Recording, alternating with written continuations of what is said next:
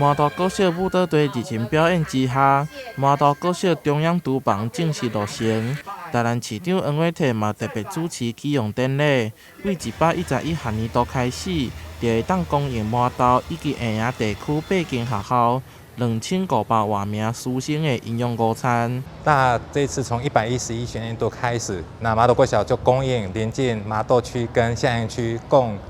8所学校2500位师生的一个午餐，那总经费是3500万，那可以让这2500位师生每一天都可以享用热腾腾的一个午餐。照着中央厨房的建立，整下地方中心学校以及周边较细间的学校的营养午餐，除了会当为学生的食食安全把关，同时压低成本，让学生用较少的价钱吃到健康又卫生的营养午餐。有些小的学校，它因为人数100人以下或50人以下，如果要办营养午餐，根本就不经济。那如果这外教便当或者外教团膳的话，坦白讲，又品质又不够好，那所以说价格又蛮高。因此呢，我想说，透过这样中央厨房的概念来，有中心学校的服务周边的小校，能够一起来共好，而且让营养午餐品质又大幅提高，这就是我们政策的目的。这几冬，台南市政府积极推动学校厨房的整合，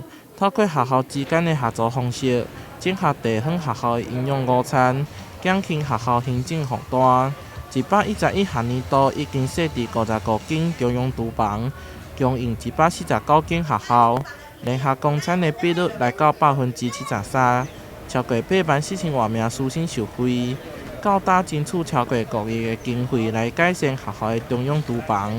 可见台南市对学校以及学生营养午餐的重视。台南新闻杨顺华采访报道。